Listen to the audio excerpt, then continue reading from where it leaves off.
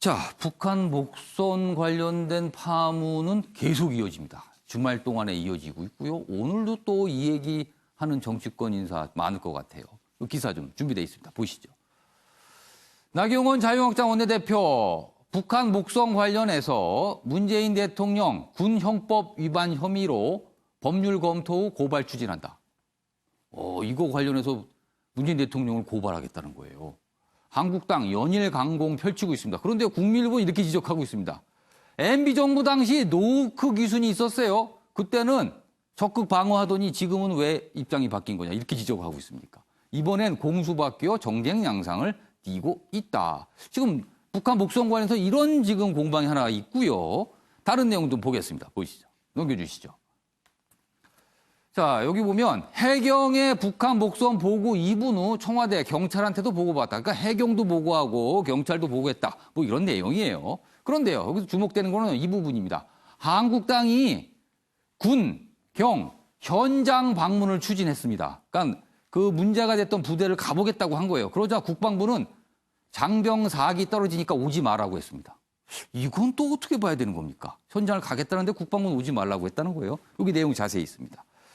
그러니까 나경원 원내대표가 이제 이런 주장을 한 거예요. 뭐 국정조사 강력 추진하겠다 하면서 경계에 문제가 지적된 군경 방문을 계획했다. 하지만 국방부는 육군 23사단과 해군 1함대 사령부를 대상으로 합동조사를 실시 중이다. 그러면서 군사 대비태세에 부담을 주고 사기에도 영향을 미칠 수 있으니까 부대 방문이 제한될 것이다. 그러니까 오지 말라는 거죠. 이렇게 되면 국방부가. 뭐 이렇게 돼 있어요. 지금 두 가지 사안 연속해서 봤는데요. 그러니까 이거 최영철 편집위원. 어떻게 보세요? 두 가지 사안. 뭐 문재인 대통령을 고발하겠다. 그리고 국방부는 이건 안 왔으면 좋겠다. 뭐 이렇게 되는 거예요, 지금. 야당의 공세가 세게 나오니까 청와대가 좀 당황한 것 같습니다. 지금 이 부분에 대해서 계속 브리핑을 하거든요. 브리핑을 하는데 결국에는 변명으로 일관했고 제대로 된 임팩트 있는 해명을 제대로 하지 못했어요. 예. 결국 청와대 행정관이 국방부에서 엉터리 브리핑이 있는데도 그 자리에서 그냥 그것을 지켜보고만 있었거든요. 그러니까 대국민 브리핑이 예. 엉터리가 나오는데도 청와대는 그것을 그대로 보고 있었다는 얘기거든요. 그 부분을 수정을 하지 않았다는 것이죠. 결국 그 부분 때문에 지금 국민들은 계속해서 의문을 갖는 거죠. 예. 그러니까 야당이 어제 일요일인데도 국회에 모여서 예. 저렇게 강하게 투쟁을 하는 겁니다. 결국에는 필요 없는 부담을 지게 된 것이거든요. 결국 제대로 설명했다면 예. 이런 것이 없었을 텐데 예. 결국에는 안보 불안에 대한 것을 점점 더 부추기는 계기는 결국 청와대가 만들었다 이렇게 볼 수 있겠습니다. 자, 조대진 변호사께서는 지금 두 가지 사안 지금 바로 연속해서 봤습니다.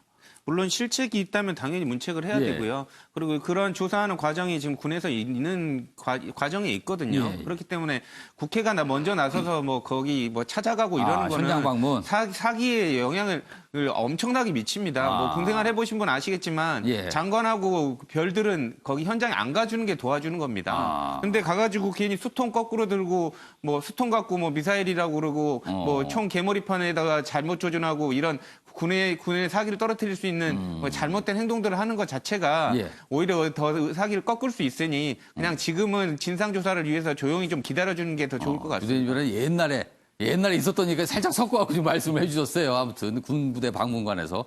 자, 박성진 기자. 지금 뭐 시간이 한 1분여 정도 있는데 전체적으로 두 가지 내용 어떻게 보셨습니까? 네, 그러면 짧게 말씀드리겠습니다. 네. 첫째, 이 군형법 위반 혐의로 고발하겠다는 거는 예. 거꾸로 얘기하면은 천안함 때도 사실 고발할 사안이고요. 그리고 연평도 포격 사건도 고발할 사건이고 가까이는 또 이 여기 노크 기순 사건도 고발할 사안입니다. 이게 여야가 바뀌었다고 하는 거는 조금 정치적인 성향이 너무 있는 것 같고요. 예. 제가 보기에는 가장 큰 문제는 정권하고 관계없이 보수 정권이든 진보 정권이 예. 관계없이 브리핑하는 이 습관적인 게 문제가 되는 겁니다. 예. 이 군에서는 SC라고 그래가지고 전략적 소통이라는 말을 사용합니다. 근데 이게 국민들과 아주 정확하게 소통을 하는 게 아니라 예. 불리하면은 숨기고 유리한 거는 길게 얘기하고 이런 식의 브리핑이 습관화되다 보니까 그러니까 애초부터 군 첫 단도 브리핑이. 잘못 끼운 거죠. 아. 이 SC라는 건 정의부터 자칫 바로 잡아야 되고 예. 그러고 나서 반성이 있어야만 될 것으로 보입니다. 예. 이번 뭐 북한 목성 파문 처음부터 좀 상세하게 자세히 얘기했으면 어땠을까? 그런 파문이 좀 덜하지 않았을까? 이런 아쉬움이 곳곳에서 좀 묻어나긴 합니다. 사실. 알겠습니다. 이번엔 사진 속에 담긴 사연을 들어보는 순서입니다. 김유진 아나운서의 이슈 컷 보시죠. 이슈들을 사진으로 살펴보는 시간 이슈컷입니다. 첫 번째 이슈 태그는 꿀잠 대회입니다.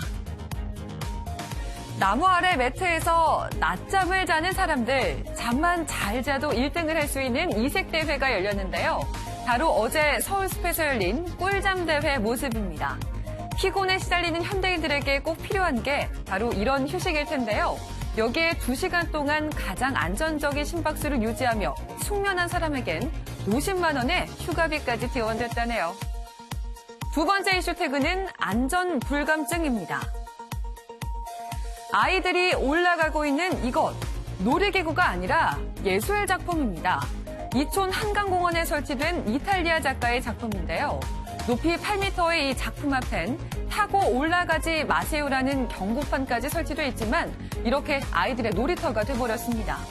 게다가 일부 부모는 작품에 매달릴 수 있도록 아이를 잡아주기까지 했다는데요. 사고가 나면 늦습니다. 주의가 필요할 것 같네요. 마지막 이슈 태그는 중앙선 침범입니다. 김현미 국토교통부 장관과 박원순 서울시장 등이 자율주행 버스를 탔습니다. 지난 토요일 상암 자율주행 페스티벌에서였는데요. 그런데 이 버스가 운행 10분 만에 중앙선을 침범하고 장애물을 피하다 도로에 세워놓은 고무 깔때기와 충돌하기도 했습니다. 실제 운전자였다면 면허 취소 수준의 사고입니다. 순간 GPS 신호가 약해졌다는 게 관계자의 설명인데 상용화까지는 아직 시간이 필요해 보입니다. 지금까지 김유진의 이슈컷이었습니다. 네, 저 자율주행 버스에 타셨던 분들이 굉장히 당황했어요. 이게 잘 가야 되는데 갑자기 중앙선을 넘어갔으니 말입니다. 알겠습니다. 아침에 매일 경제 오늘은 여기서 마치겠습니다. 시청해주신 여러분 고맙습니다.